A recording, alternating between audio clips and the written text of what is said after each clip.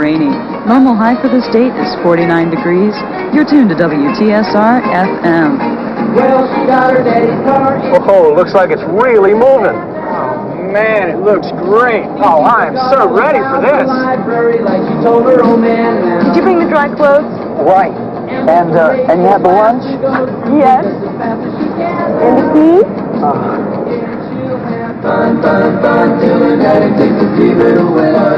Well, hey there. My name's David, and I'd like to tell you about a canoe trip I took with some friends. For so early in the spring, I don't think you could have asked for a better day. Oh, that's Dean. How about this day? There's Michael. And Becky. Right, you ready? Me again. Let's drop it down. And good old Lisa. Some of us had a pretty rough time, but it sure didn't start out that way. Yeah, let's just carry it. All right. It's easy to take our body for granted. Without so much as a conscious thought, it can synchronize the workings of 10 trillion cells.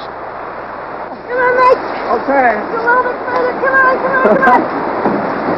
Yet as warm-blooded creatures, what our cells do, our strength, our coordination, even our thinking, is done best only when we stay warm.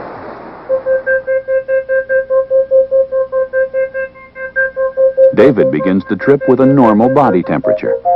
There's a core region containing vital organs like the heart, lungs, and brain that's about 98.6 degrees. In fact, David's entire body is near 98.6, and so he is said to be in his optimal thermal state.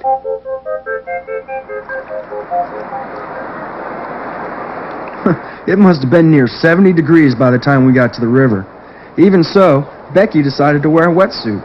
Dean, too. Well, it's been a while. I sure hope this thing still fits.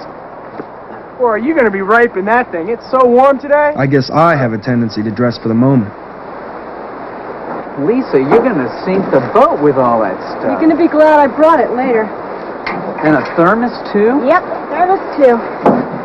Dad, do we really need all this stuff? Well, it's a long day. Seems like these guys were bringing a ton of stuff. I felt the water and it's cold. I just wanted to get on the river. I didn't know I was going to get my feet wet. All right, here we go. One, two, All right. Woo! Woo! Here we go.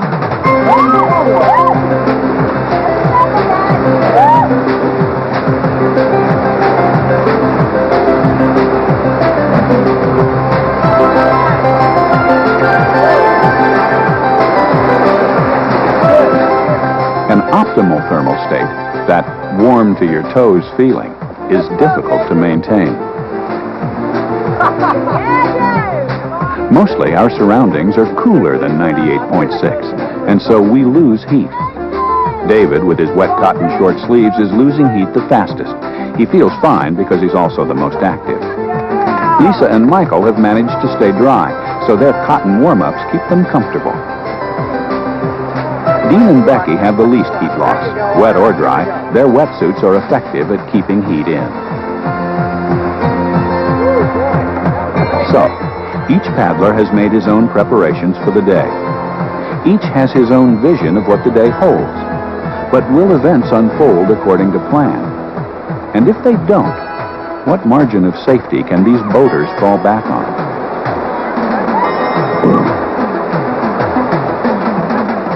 David, how about that fancy new roll of yours? Yeah, show it to us. No, they didn't have to egg me on much. I practiced in a pool over the winter, and I was wondering if I could do it on the river. But man, when my head hit that water...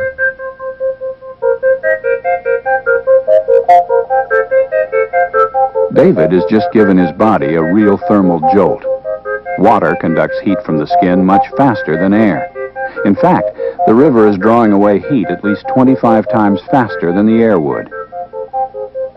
Luckily, David's immersion is only a momentary shock to his senses.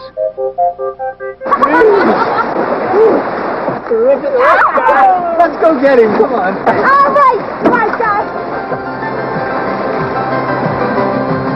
Watch the rock now, watch the rock. That quick dunking was invigorating, to say the very least. Even though I warmed up right away, I decided that would be my last demonstration.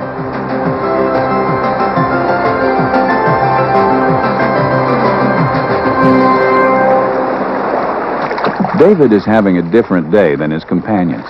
He's been charging up and down the river, pushing all the time. He's generating a lot of heat and promptly losing it through wet, exposed skin. He's struck a kind of thermal balance between the heat he produces and the heat he dissipates. The others have found a balance too. On the warm rocks, their heat loss is minimal, so they don't need to work at all at staying warm. David, you don't know when to stop, do ya? But where does all this heat come from? Where does David get his energy? The warmth that David achieves by hard paddling is a natural byproduct of metabolism. That's a broad term for the chemical processes by which cells burn the food we eat. In a sense, food is fuel for a complex engine that runs at different speeds, but never stops. Our bodies must have fuel in order to produce work and heat. Thanks. Are you raising class? Food can be stored in our bodies almost like gas in the tank. By eating high-energy foods throughout the day, we keep the tank topped off. In this group, however, the one driving the fastest has the lowest tank. I had passed up on the munchies, and it even seems to me that I was so anxious to get on the river that morning, I'd skip breakfast. But hey, empty stomach or not, I was having a blast.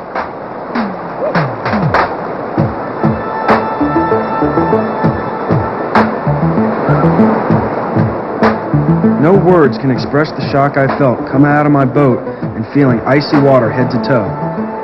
I remember gasping for breath, the cold was so intense.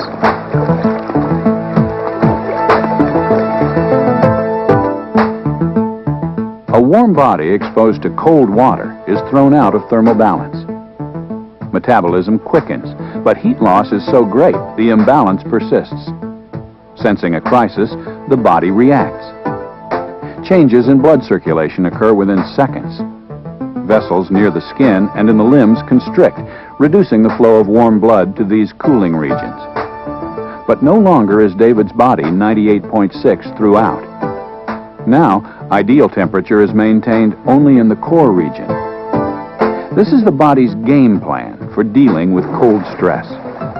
Conserve precious heat for the core. Let the limbs get cold. Well, needless to say, my little dip in the creek had its effect for sure. I was beginning to lose my sense of humor. And that spray skirt, it was almost too much for my aching fingers. Straighten out, Michael! Straighten out! In sports that demand agility, these adjustments the body makes to cold can spell trouble. David needs a warm core for his body to function properly. But he also needs warm, coordinated muscles to get down the river safely. To satisfy this double demand, David boosts his heat production, draining his energy reserves even faster. Of course, everyone is depleting their store of energy, but at vastly different rates. As the day wears on, clothes get wet. Maybe the sun goes in. Energy is expended. Fuel reserves dwindle. Unnoticed, the margin for error shrinks. Hey, Dad, that's the fish we caught this morning. Yeah, let's pull over here to the right and get the water out of the boat. It was past 4 when we got to the halfway point. I'm hungry. You know, I think this is the last we're going to see of the road. Canyon starts just up around the bend. Now, paddling hard was the only way I could feel warm. I didn't want to stop. Hey, David! You want something to eat? We have plenty. No thanks! Not hungry! Actually, I was starved. But what I wanted more was to finish that run and get to someplace warm. Is anybody else getting cold? You know, we still have a ways to go. We could call it a day. I could probably hitch back to the car from here. Well, look, I know it's late, but if we keep up the pace, we'll keep warm. Let's see how David feels. Hey, David, you good to keep going? Yeah! Yeah, we came to paddle. Let's keep going. That decision was kind of a turning Sounds like point. he wants to do it. It was late, All right. it was getting colder, and we did have a chance to bail out at the bridge. We didn't take it, and that's when our real problems started.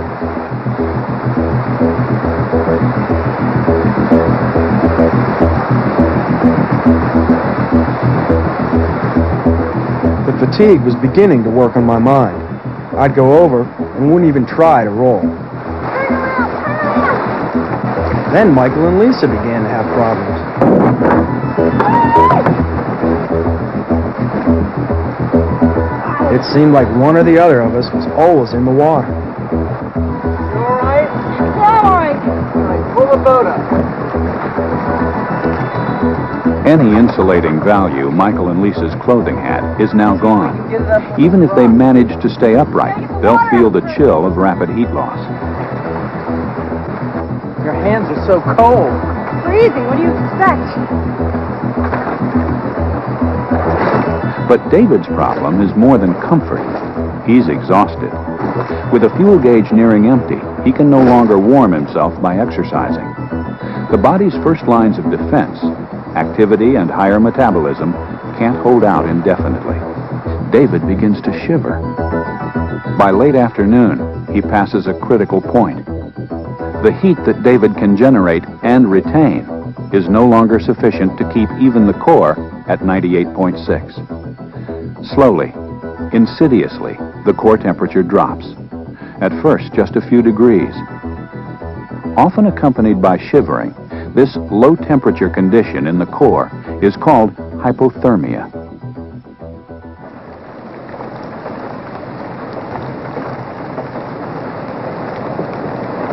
So much for the weather forecast.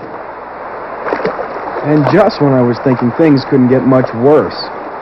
To show you how messed up I was, now the river actually felt warm.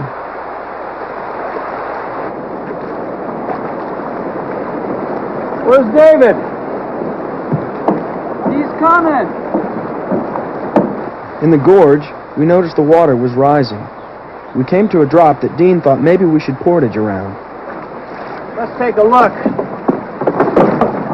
Hey, Lisa, do you want to take a look?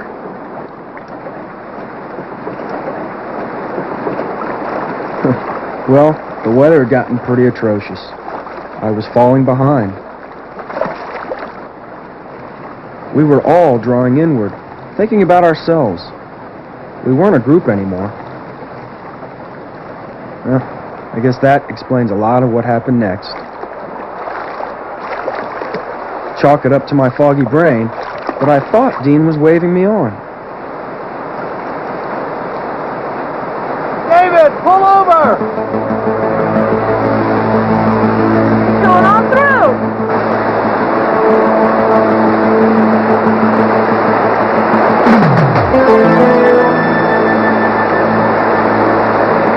Oh no, come on, let's go.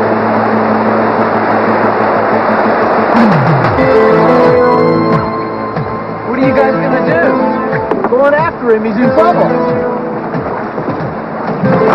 I guess we'll go too.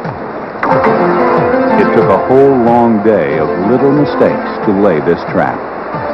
Now, pressed into a course of action for which no one is really prepared, the trap closes swiftly.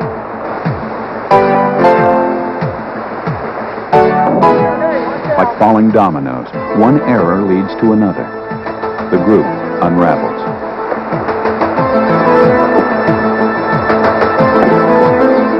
Without assistance, David's swim will be a long one, with the seconds literally ticking away his life. Their blood flow now sharply reduced, limbs become numb and weak, making swimming or even holding on to a boat nearly impossible.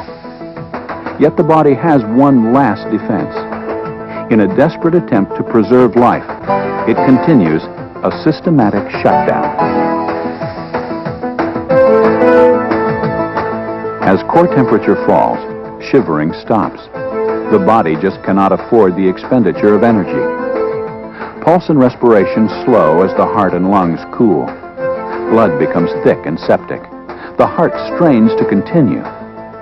As his brain cools, David's speech becomes slurred, his judgment clouded. Eventually, he loses consciousness. In time, his heart may falter. More likely, he will drown first.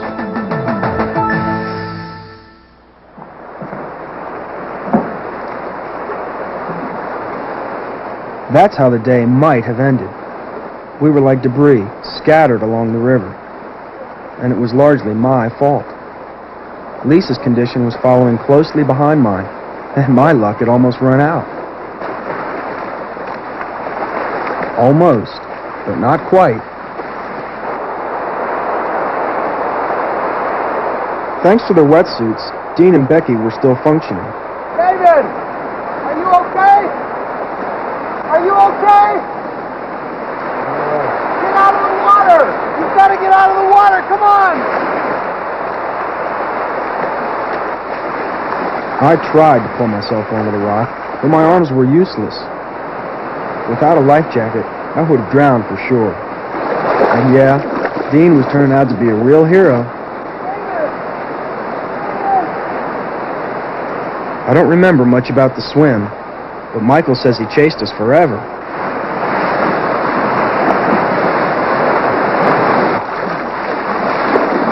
Come on, we gotta get him out of the water.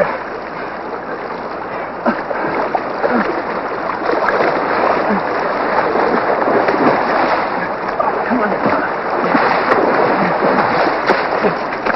Get him on the rock here. Okay. What I do remember is not being able to get out of the water on my own. I'm not sure I even cared one way or the other.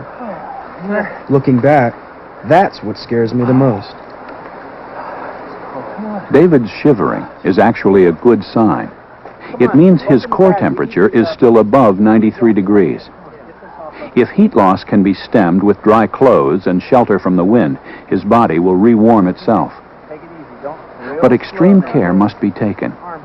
Even though outwardly he may appear just wet and miserable, the life systems of a hypothermia victim are in a precarious state. Blood circulation patterns have adjusted to cold stress, and jostling disturbs these patterns and endangers the heart. Blue jacket. There you Heat loss must be reduced in every way possible. hang in there. A sleeping bag works well, but in a pinch, use anything that insulates. Get that around. Be sure to cover the head and neck, areas of high heat loss. Also, talk with the victim. His degree of awareness is a clue to the severity of his hypothermia. You're all right.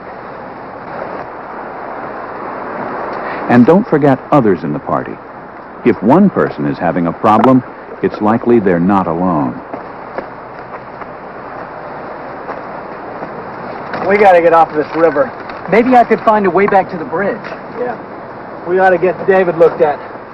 David's hypothermia was mild. He needs only to get shelter, nourishment, and he should be checked by a doctor. Yeah, I think he'll survive. Getting better? But what if Dean hadn't been so quick to respond? What if David had spent longer in the river and his core temperature had dropped more than a few degrees? David's hypothermia would then have been severe. Any chance for survival would have demanded careful rewarming in a hospital setting, not in gathering darkness and growing desperation on the riverbank.